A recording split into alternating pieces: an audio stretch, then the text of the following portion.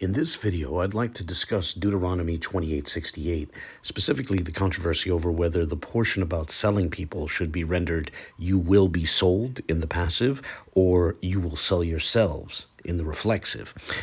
On your screen, you see a comparison of the King James Version and the fairly sober English Standard Version. Now, I could replace the ESV reading with that of the NIV or the NASB or the NRSV or a number of other recent translations, and the result would basically be the same. There are some who have a deep emotional investment in the KJV reading, in the King James reading, and thus who will conclude that these later translations are part of some sort of modern conspiracy to hide a prophetic truth which is revealed in the KJV reading. At the center of these differing translations is the verb hitmekhartem, or verb with the conjunction at the beginning. The last two characters, the tau mem, pronounced tem, signifies that this verb, which is in the perfect tense, is in the second person plural. That suffix parallels the structure of Hebrew second person masculine plural pronoun. As for the prefix at the beginning of the word, that is the conjunction, and it's known in this case as a wa conversive, which allows one to interpret a perfect tense verb along the lines of a future tense statement. And I'll return to the wa conversive briefly later in this video. At the center of what you're looking at is the verb hitmakher, which I'd like to discuss now. Suppose we have some verbal root, and here for our model, we'll use the verb ba'al. We'll say that this verb means to do something, to perform some action. Now, Hebrew has multiple verb stems, and one of those stems is known as the hitba'al stem. Now, a verb in the hitba'al stem can be read in two ways. It can be read in a passive sense, and it can be read in a reflexive sense. The passive sense of the verb would mean that the verb is done to him. The verb is performed on our subject, while the reflexive sense of the verb would mean he does it to himself, or our subject performs the action upon himself. Now, the mem kaf resh root gives rise to the verbal root makar, which gives rise to verbs meaning to sell. That root in the hitba'al stem gives us the verb hitmaker, which again can be interpreted passively or reflexively.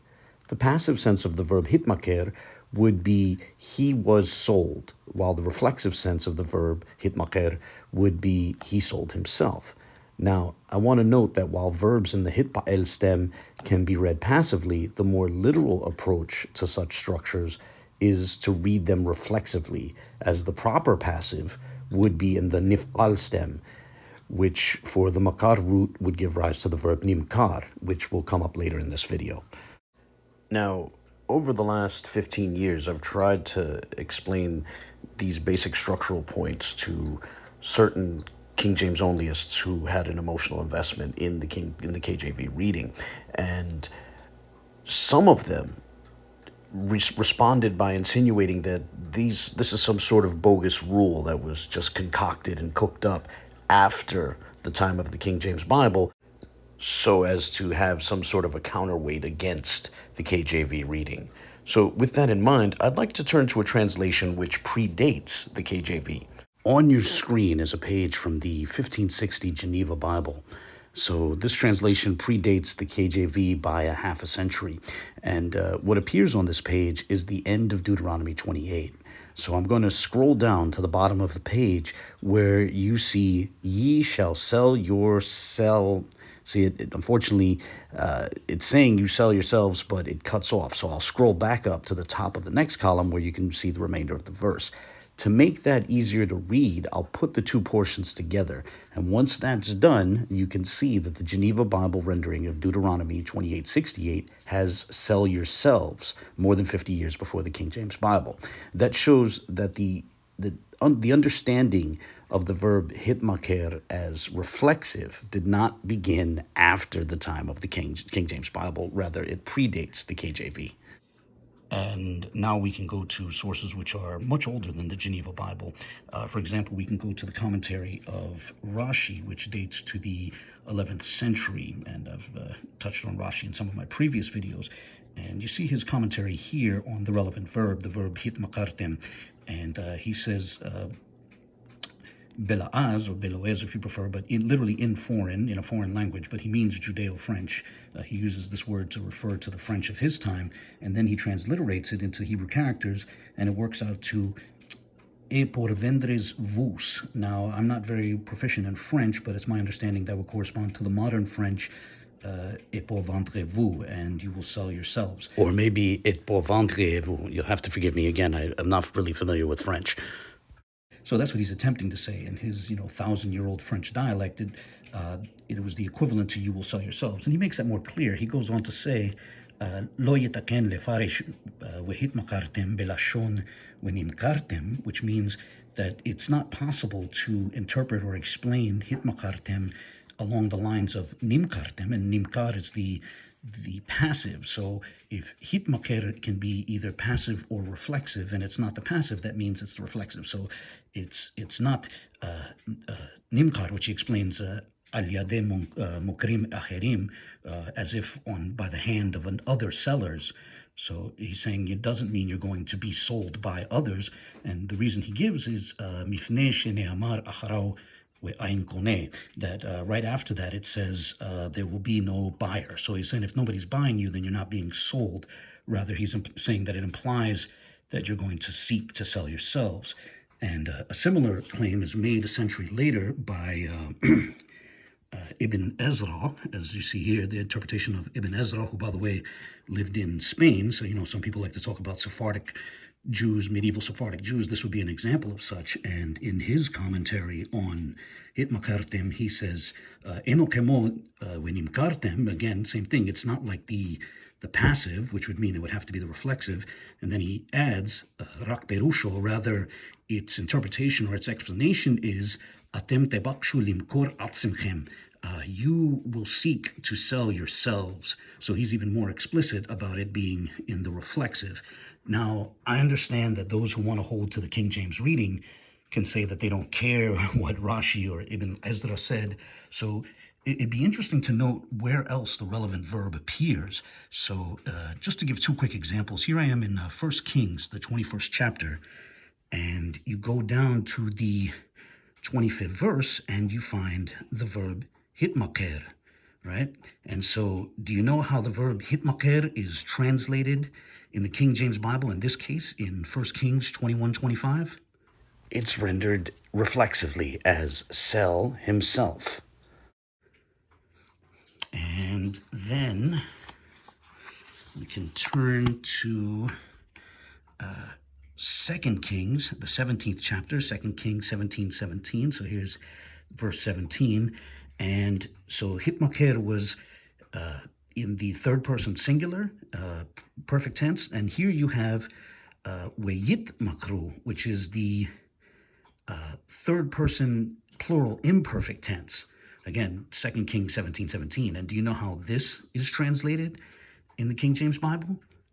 Once again, it's interpreted reflexively as meaning sold themselves. They sold themselves.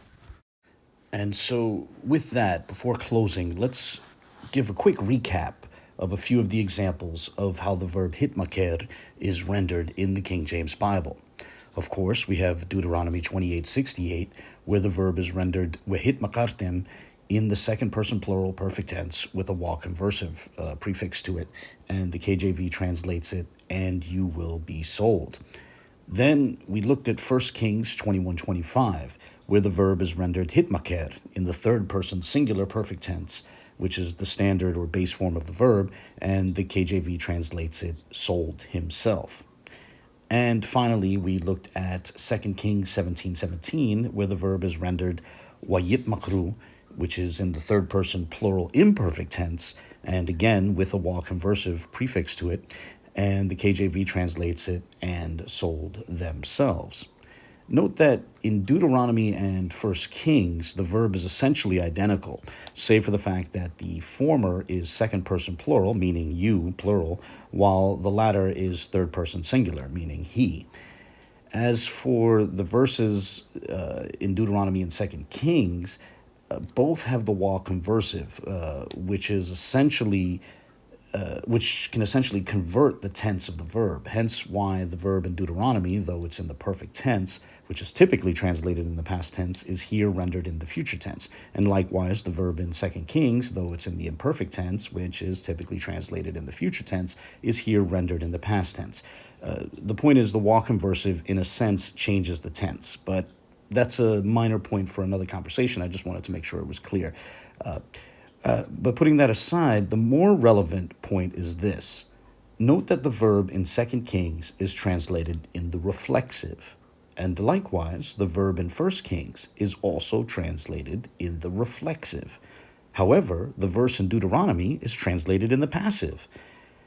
We see that the King James translators were aware that the hit pa'el stem can most literally convey the reflexive, and therefore I would say that so too for Deuteronomy, a more literal approach to that verse would treat it as reflexive and thus translate it, you will sell yourselves. Now, before I close, I just want to be careful to note that I am not claiming that the KJV is necessarily in error at Deuteronomy 28:68. As I noted earlier in this video, verbs in the hit pa'el stem can be read passively rather than reflexively, but I would also say that that's often somewhat of a less literal approach. However, it can be argued that the Septuagint translators understood the verb in Deuteronomy as passive as well. Now, to be clear, my intention here was not to cast aspersions on the KJV reading. Rather, my intention was only to explain why the alternative readings in these more recent translations are uncontroversial and why there's no need to try to explain them via appeals to conspiracy theories. As we saw, the tendency to read the verb reflexively long predates the King James Bible. I mean, you can see, as I showed, it comes up in commentaries that predate the King James Bible by, 500 years. But by half a millennium. And we also see that the King James translators themselves recognized that the verb in the hit pa'el could be understood that way. It could be understood reflexively, right? So the reflexive would simply be the more literal approach to the verb. That's all. Now, on that note, I'll close here. And as always, I look forward to the comments of others. God bless.